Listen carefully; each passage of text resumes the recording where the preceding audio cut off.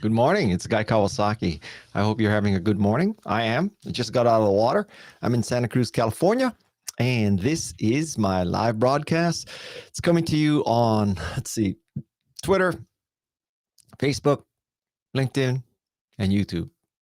And the reason why I can be on 4 platforms at once with one stream is Restream.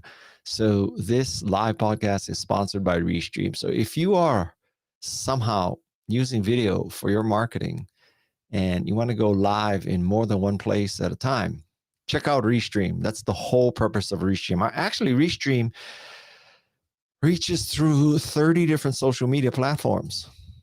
I don't know what the other 26 are. Because 4 is enough for me. And one of the big advantages of Restream, and you'll see them, is that you can get the comments from the multiple platforms in one place. Because prior to Restream, you'd have to have 4 windows open, and that just ain't going to work. So yeah, send your comments, send your thoughts, say hello. This week's Remarkable People guest is a gentleman named Martin Lindstrom. And I think he was in Switzerland when he did the interview. And he wrote a really important book in my life called Buyology, Buyology, where he explained the principles of why people buy stuff. And so he is kind of a social psychologist, Bob Cialdini with a Swiss accent. Actually, I think he's Danish, with a Danish accent. Very interesting stuff.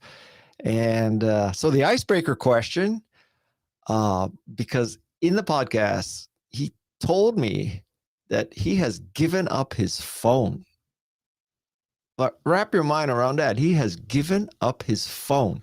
So the question for you is it conceivable that you could give up your phone? Well, let me tell you why he gave up his phone. He gave up his phone because he found that with his phone, he never had periods of boredom and periods of non-connectedness. And because he was never not connected and he was never bored, it affected his creativity. So he thinks that without a phone and your ability to, you're in the back of an Uber or something and you're checking your email, you're constantly at it, you're constantly doing busy work, it affects your creativity. So that's why he gave up his phone. I, of course, asked him if he had any children, because I would be amazed if any parent could truly give up their phone. Every parent wants to give up their phone, believe me, but I'd be amazed if you could give up your phone. So, send an answer. Could you give up your phone? I couldn't. I don't know where my phone is right now, but I do. I have a new thing. So I must say that I do a lot of live conferences, and I also do a lot of podcast interviewing. And one of the things that I found is that if I have the phone in the same room with me, inevitably somebody from my family texts me or call me. And herein lies the problem, right? So I have about, maybe 5 or 6 people on my emergency list. And I think that when you're on an emergency list, you can bust through all the do not disturb, silence, all that kind of stuff. And so I swear that I turn on do not disturb, I turn on airplane mode, I turn the ringer to the lowest, I flip the switch on the side of the iPhone, and still, I swear I get texts and calls during these recording sessions and live sessions. So somebody gave me this thing, and this thing is a Faraday envelope or something, and it's supposed to be full of copper wire all over the place. So when you put your phone in here, it should not ring, it should not get a text, it should not do anything. And maybe somebody else can answer this for me, but I swear it still comes through. So you would think that a Faraday box, now why, you might ask, well, why don't you figure out exactly which settings, and then you wouldn't have to put it in this Faraday thing? Well, the thing is, if I could get a working Faraday thing, which just blocks the signal, nothing can come through. The beauty of that is that when the interview is over, I can just take the phone out of the Faraday box and I don't have to figure out exactly which settings I reversed. So the problem is if I ever figure out how to truly block all notifications, then I have to figure out how to unblock all notifications. And then the next time I record, I have to figure out how to reblock notifications. I would just like to take my phone and not futz with those settings and just put them in a magic Faraday box that just blocks everything. So maybe somebody can help me. But so anybody, can you give up your phone? Let's see. Dolly, sounds like a great reason to give up the phone. I can give up my phone too. I do phoneless weekends. Wow. Well, Dolly, I have a question for you. Do you have any children? Because I think that's where you separate the people who can and cannot give up a phone. Now, maybe one spouse could give up the phone, but maybe you could do this. You could alternate. So one spouse has phone duty every other weekend. And then that way, one of you is phoneless. That I could see working. So, yeah. So anyway, Martin Lindstrom, give up his phone. Waleed, I love the idea about giving up my phone, but without my phone, I would not be able to listen to podcasts nor post a response to Guy's question. That is a good point, Waleed, and I appreciate your loyalty. So one of the key points that Martin made was about giving up his phone and boredom. Another thing is he discussed empathy a great deal. And I would say that he thinks that empathy is the key to marketing. It's the social glue. So agree or disagree. And I can tell you a story from the podcast. So he once had a large pharmaceutical client. And the pharmaceutical client wanted to get, quote unquote, closer to its customer. And so he went along with the client and met some of the patients who use the company's treatments, and they treat asthma. And so he met a woman who was a patient, and he got into a conversation with her, and she talked about how she had kind of turned her life around and she is now coping much better. And he asked her, how did you do this? And she apparently carries a bunch of straws with her. And whenever she meets someone and, sort of gets into it and wants to, foster understanding and closeness or whatever, she gives the person a straw and tells the person to breathe through the straw. Because apparently, if you have asthma, it's like breathing through a straw. So this has been her superpower. So that's how she, has people understand what she's going through. So what Martin did is he took the executives from this pharmaceutical company and put them in a room and gave them a straw and told them they had to breathe through the straw. And, the first executive gave up in a fury after 30 seconds. So 30 seconds is not exactly a lifetime of asthma. And so I thought that was a great story about empathy. So, I'd love to hear, do you have any great stories of empathy that it's clear that a company has understood its customer and empathizes and has taken steps? So, think of an example of great empathy. Another key concept of Martin, he has created a not to-do list because he noticed that his creativity was decreasing during the pandemic. And so he created this kind of list of should and shouldn't do and does do and doesn't do. And he found out that he spends a lot of his time doing stuff that he thinks he shouldn't do. Major culprit is YouTube. So he apparently spent a lot of time watching random YouTube videos that really didn't add to his life. Now, we're not talking TEDx or TED videos. We're talking, I don't know. He said Ellen DeGeneres show highlights. So he has created a not to do list for himself. So another question for you is, have you created a not to do list? That would be interesting too. So anybody got any not to do stories that or not to do list? That would be, I think, fascinating. So not to do, not to do. Everybody has a to do list. I want to know if you have a not to do list. What would be on my not to do list? God, I have to confess that I binge watch. I mean, I binge watch Netflix. If Netflix didn't exist, I think I could podcast twice a week. Well, it's easy for me to say. Jeff and Peg are throwing up right now, but I binge watch Netflix. The last thing that I binge watched was Queen of the South.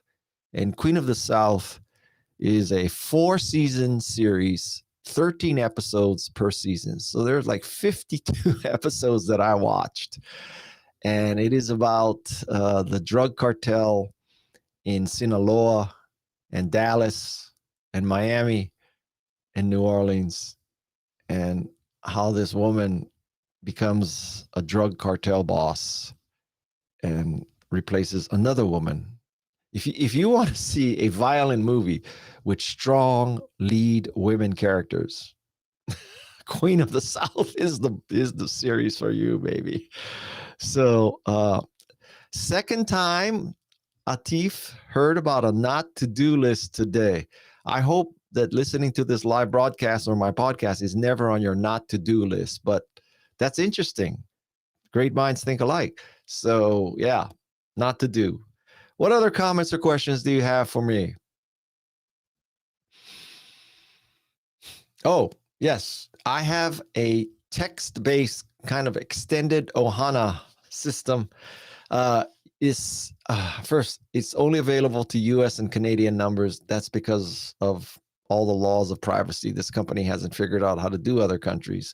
So if you text me at 831-609-0628, you'll go through a process of just authenticating and joining this.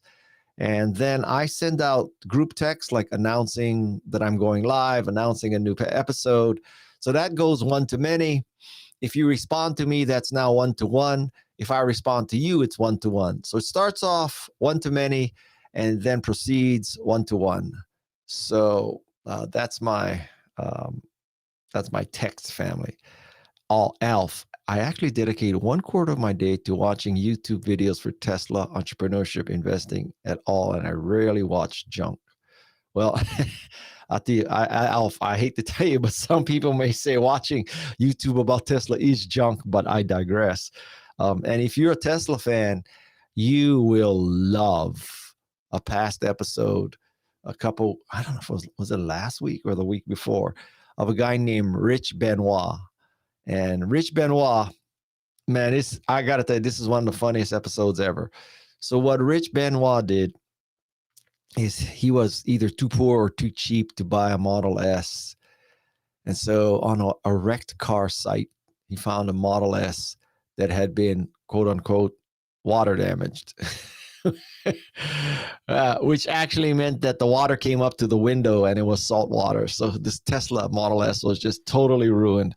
So he bought it for $14,000 and he decided that he was going to rebuild it. And he's not a mechanic. He's not trained in auto repair, much less electric car auto repair. So he buys this car for 14 grand and he decides to fix it. He has it towed to his house and he begins the process. And the first thing he discovers is that Tesla will not sell you parts. You have to be, an authorized Tesla dealer or repair center or whatever. You can't go to AutoZone or Pep Boys and buy, he has a story about just buying a cover for a boat. You can't even buy a cover for a bolt, much less the bolt, much less a new motor or actuator or whatever you need. So then he has to start buying other damaged Teslas to cannibalize them, and it becomes a whole story. And then he talks about he's created a car called the ICE-T. ICE stands for internal combustion engine Tesla. So he's taken a wrecked Tesla and he's putting in a V8. This is the concept of LS swap. LS is a series of Chevy V8 engines. And I don't know if he's putting in an actual, I think that the concept of LS swap has extended from the specific Chevy engine block series, LS series, to basically the general concept of doing engine swaps. So he's doing an LS swap, putting a V8 into a Tesla. And they just started it a couple of weeks ago. It started a fire, but I digress. So anyway, what other comments or questions do you have? Ben, I think the habit that's to be desired is using a phone in the right places at the right time for the right outcome. Everything else can be a waste of time. Well, Ben, it's hard to argue against that logic. Yeah, two complications here. Like, what exactly is right? And then how do you stop yourself from doing what's wrong? So in a glimpse into my total rationalization of my personality. So I am a heavy consumer of news, and I use Google, I use Google News, and I use Smart News. And then I'm always trying to find news to reshare on social media, because I view my role on social media as not so much a creator as a curator. So I like to find news that I think other people should read. So if you look at my LinkedIn feed, for example, it's basically all reshared. There's very little stuff that I create in social media. So I can justify being in a newsreader all day long because that's my fundamental, function on social media. Now, why am I on social media so much? There's two purposes. One is I think I have a moral obligation to resist, to try to prevent the end of democracy, try to prevent the end of our environment. So I use my social media towards those moral ends. I also am trying to be a valuable social media platform so that people follow me, so that I can also promote my podcast, my book, Canva, Restream. Pretty soon, I'm going to start a relationship with Rackspace. I used to be a Mercedes-Benz brand ambassador. So, there's a handful of companies that I work with. So I like to earn the right to promote them by providing a valuable social media platform of curation. So that's my thinking. Whether you agree with it or not is a different issue, but that's my thinking. So yeah. Again, let's see, Guy, instead of a Faraday cage for your phone, why don't you just turn it off? The simplicity of that is very good. Well, for one thing, it takes so long to turn off an iPhone. Another is it takes a long time to start an iPhone. But I guess, I don't have my phone here. We could time how long it takes me to turn off a phone and turn on a phone. But yeah, good point. Touche. Good point. I could just do that. But then if my wife says, your phone wasn't on, I can say, no, honey, it was on. I just won't say, honey, it was on in a Faraday cage. How's that for a rationalization? All right. Any more comments or questions? Remember, Martin Lindstrom released 6:30 a.m. this morning. If you want to learn about psychology and biology and empathy and marketing and greater efficiency and innovation, check it out. Oh, Jeff, I didn't see that question. Sorry. Mitra, how do you know when you should give up on your business idea versus keep trying? Mitra, there is no good answer to that, because for every example of a person who pivoted and changed the business, there is an example of someone who believed against a lot of negativity and naysaying and continued to do what he or she believed in despite all the negativity and naysaying. So I wish there was a really good reason or a really good method to figure out pivot or give up. I don't know the answer to that question. And it's very hard to really make a good decision, because I don't think there are, I don't know of any like objective, statistically valid scientific studies. You only hear about the ones that succeeded, basically. You don't hear that much about the ones that failed. So if you were to look at the business literature, Google started as a consulting firm and pivoted, and But FedEx refused to give up and kept at it. And so that's like, okay, so which story do you believe? Right there, just like right there, FedEx or Google. Apple obviously didn't pivot. It kept in personal computing. Maybe it's a semi-pivot to go to iOS, but you'd have to say that Apple stuck with its vision of proprietary platform, not wide open, not licensed from Microsoft, et cetera, et cetera. So Apple, in my mind, did not pivot. Okay, so do you do the Apple route or do you pivot? Who knows? This is a very long, very long explanation for me to tell you. I don't know. I don't think there is a foolproof way. The way it works in Silicon Valley is we throw a lot of crap up against the wall. Some of it sticks, and then we paint the bullseye around the crap that's stuck, and we declare victory. So don't think that we know going in either. We don't know. We just like to highlight our successes and forget our losses or blame them on other people. So what else? Michael, what do you see as the next upcoming hot business in the next 2 or 3 years? Michael, I get 2 answers in a row. I have to tell you, I don't know. I don't think anybody can predict what's going to be hot in 2 or 3 years because, I mean, look, let's go back 2 or 3 years right now and say, okay, so how many of us predicted anything? So, go find me the expert visionary who said that social audio would be a new market, that there's going to be a product called Clubhouse, and that's going to be going viral. Of course, it's not clear that Clubhouse will be successful yet. So you could make a prediction now, predict the future of Clubhouse in 2 years. Go ahead, make my day. I want to see what you say. So I think that 2 or 3 years is way too long. That, let's take a good example. 2 or 3 years. Send a comment. What's your prediction for the sales of Ford F-150 electric trucks in 2 years? I could make the case that the introduction of the Ford 150 electric truck is the turning point of electrification of cars. That instead of people buying cars that are made by Tesla, and you have to be a venture capitalist, you have to be a private equity, you have to be investment banker, you have to live in California, you have to be a liberal. Now there's a Ford 150 electric truck coming, 400-mile range, 0 to 60 in 4.4 seconds. There's a frunk. So where the engine would be in a gas car, there's now a frunk. So you carry a lot of stuff up front.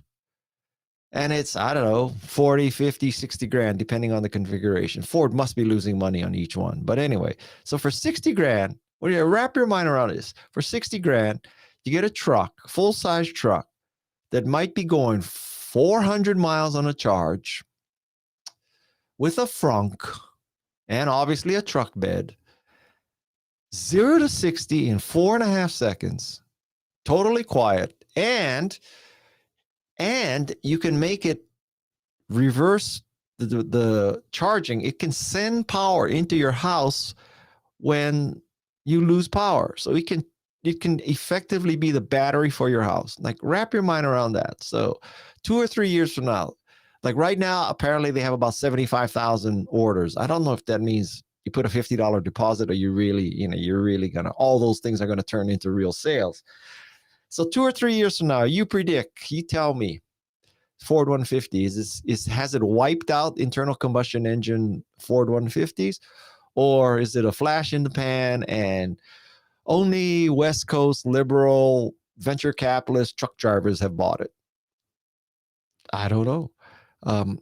If you ask me, I think it's the tipping point for electric cars. I mean, this is it. Tesla wasn't it. Tesla started the parade, but Ford 150 is the one that hammered it home, because when your local contractor and your, Carhartt wearing, not to be too stereotyped, when your Carhartt wearing contractor is using an electric truck that goes 400 miles, which how many contractors go 400 miles to a job, or 200 each way? That's kind of amazing. This is like one big ad for Ford. I should be a Ford brand ambassador. Anyway, I have to say, speaking of that, It's amazing to me. Let me go on a rant for a second. It is amazing to me that in 2021, you cannot go into a Mercedes dealer and buy an electric car. Like, how is that possible? 2021. Tesla has been doing it for, I don't know, what, 10 years? How is that even possible, man?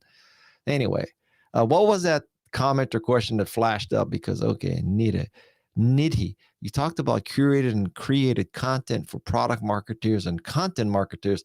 How is it important to share relevant content along with the original content they create?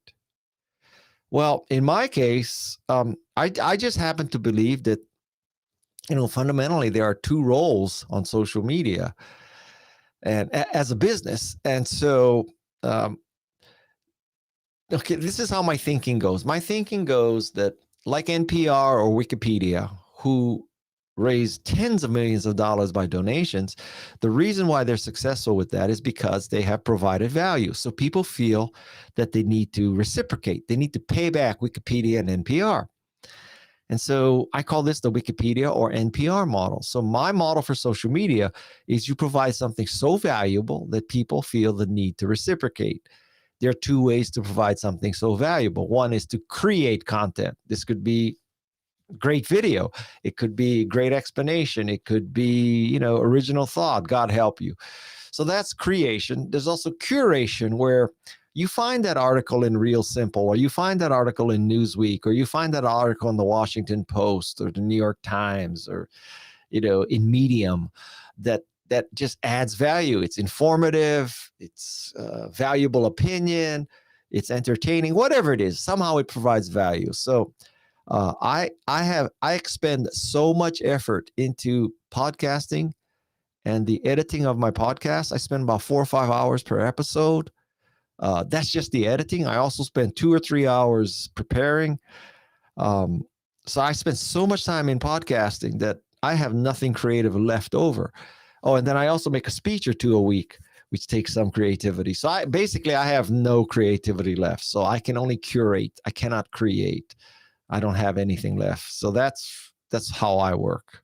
But I'm trying to have social media streams that provide value so that I earn the right to tell people about my podcast and my books and Canva and, whoever I'm representing. Oh, the Remarkable Tablet Company that sponsors the Remarkable People podcast, or Restream. So, and soon Rackspace. So that's my thinking, for better or for worse. What else? Cindy, what has your attention now instead of what is the next big thing? Cindy, so my attention right now, honestly, as a person, getting to be very individual, is Canva, my podcast, surfing, and being a father. Like right there, that's a full-time job right there. So that not necessarily in that order, but being a father, surfing, podcasting, and Canva takes up all my, but I also speak. So speaking, so it's 5 things I'm doing. That's the 5 things I'm doing.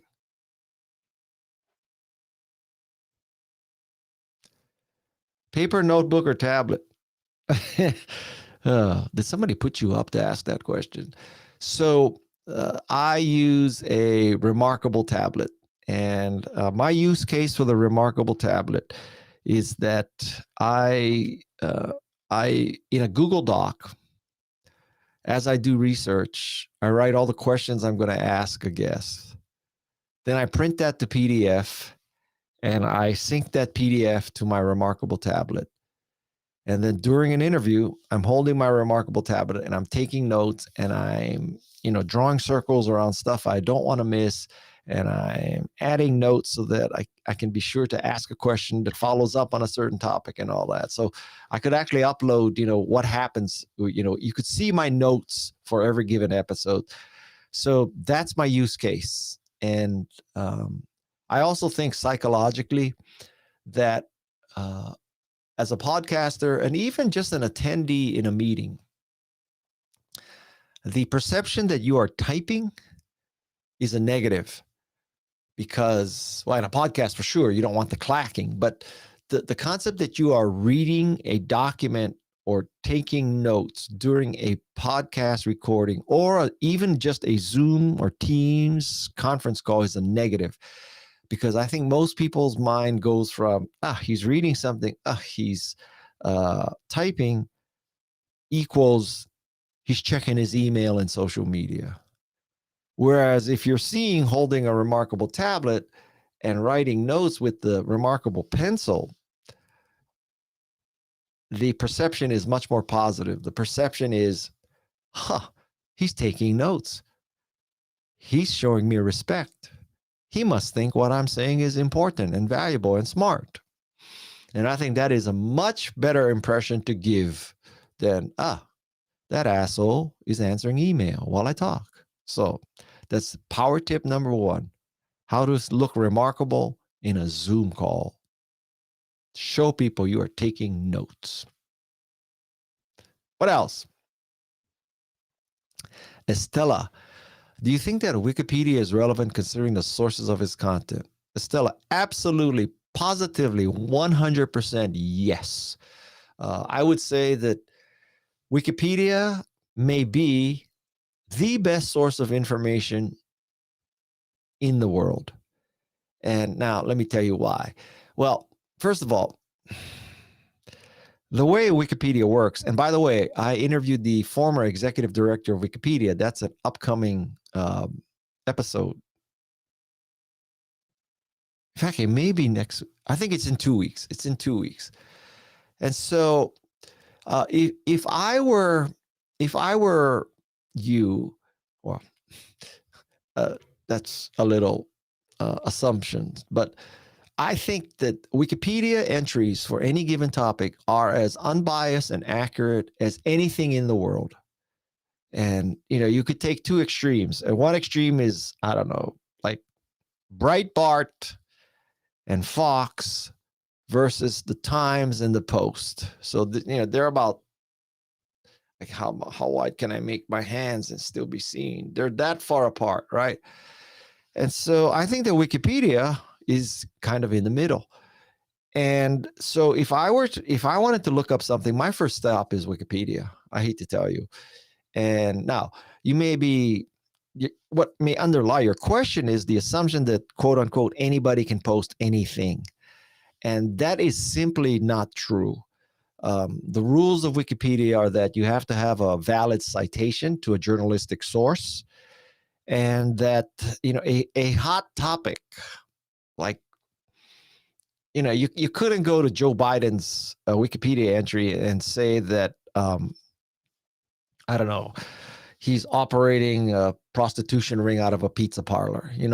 There are so many people watching Joe Biden's and Planned Parenthood and, whatever, 2020 elections, whatever. You can't just go up there and say, all right, so, Planned Parenthood is selling baby parts. That just wouldn't work.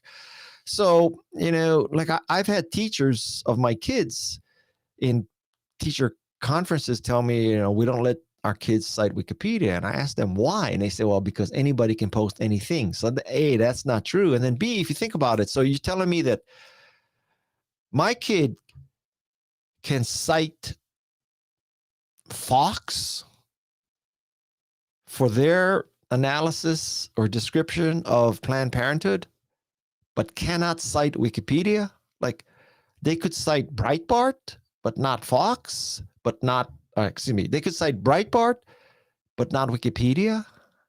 And if you're a conservative, you'd say, so my kid can, you're telling me that, my kid can cite Jeff Bezos's libtard Washington Post, but not Wikipedia? I mean, the argument works both ways. So anyway, a very long answer to your question that yes, I completely, utterly trust Wikipedia. I think Wikipedia could be the single best source of news in the world.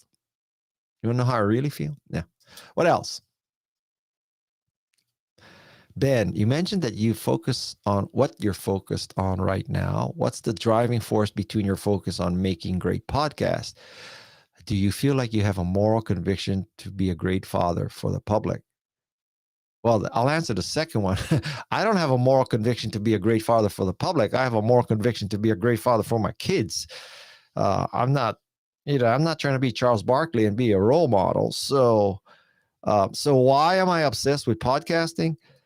Um, I don't know. I just think that podcasting is a mechanism for me to leave. Well, okay, we have to go back a little deeper. So, if one were to ask me, so, what's your mantra, guy? Why do you exist?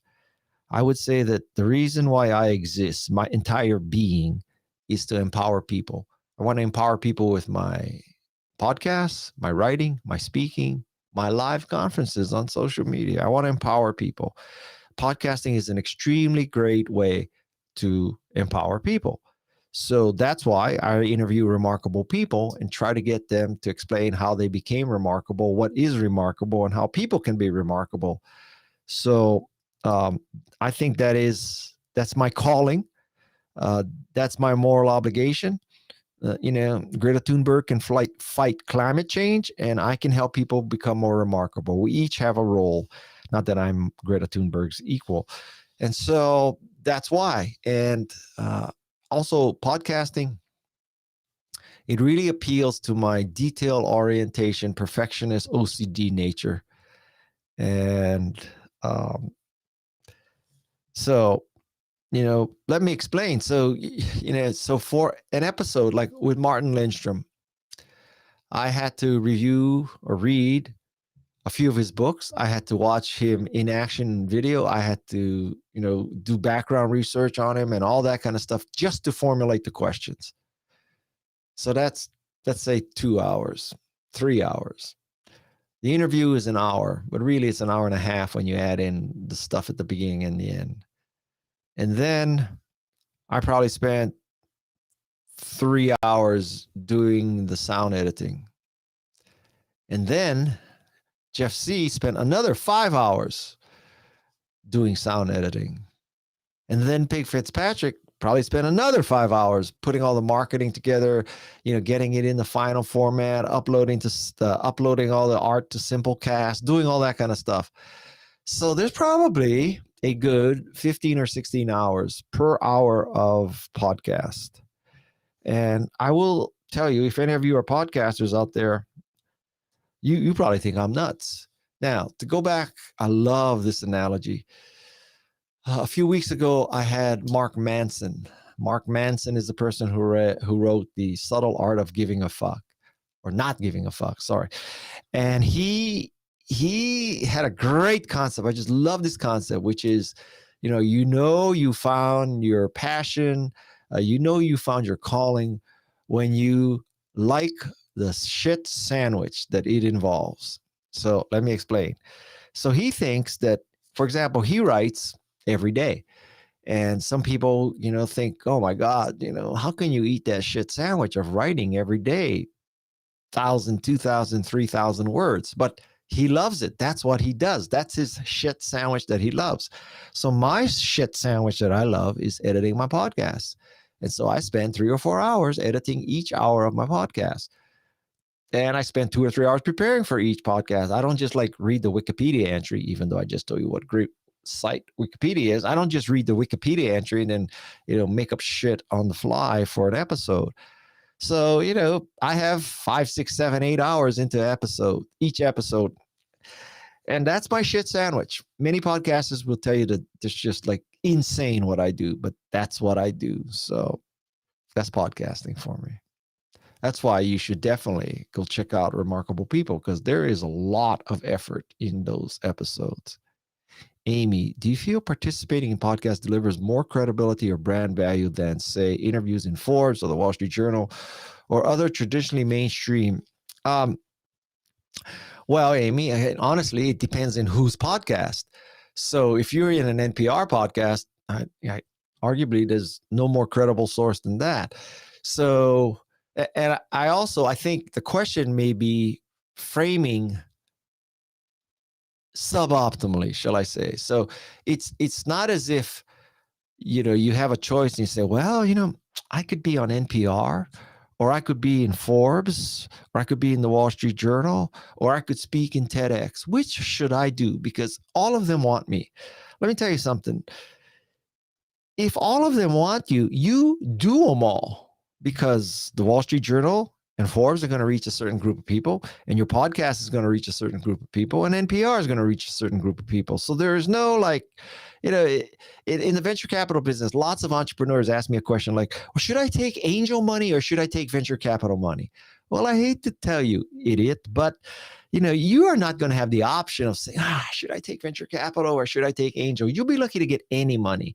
So this concept that you're going to decide now whose money you're going to take, you're delusional. You're going to be so desperate for money, you're going to take anybody's money. So let's just don't waste my time with that stupid theoretical question, Mr. Entrepreneur or Ms. Entrepreneur.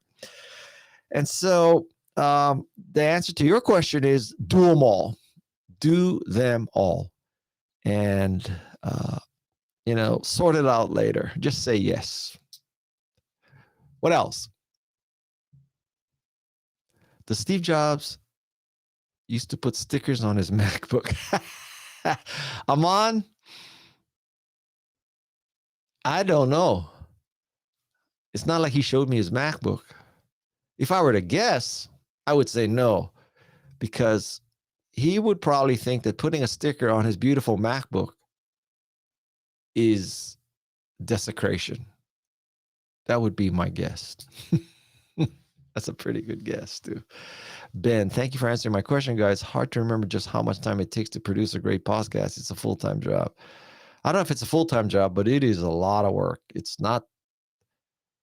On the other hand, I don't know how much work Joe Rogan puts into a podcast, but hey, I have Joe Rogan envy.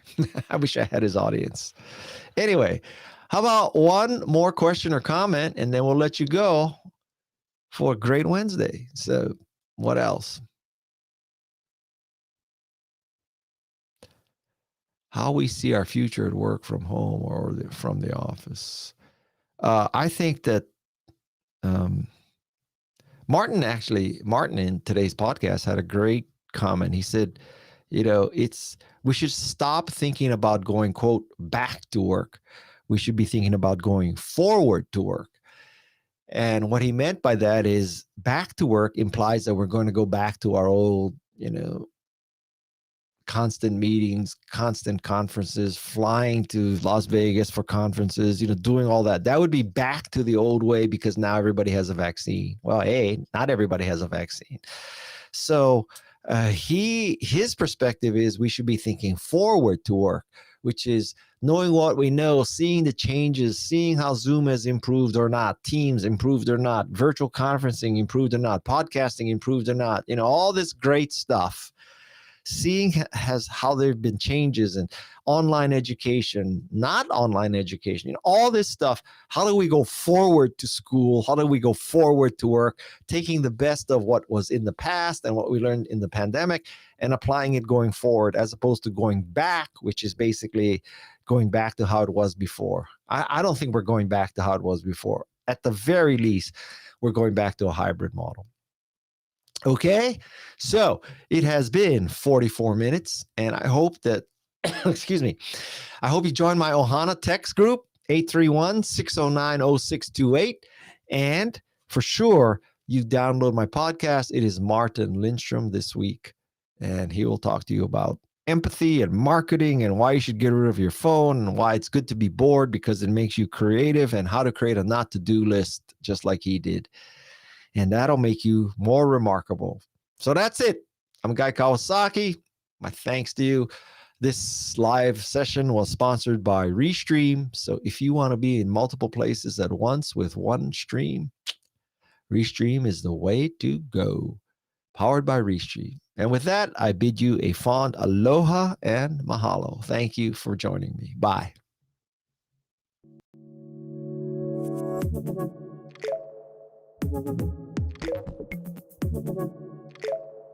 Thank you.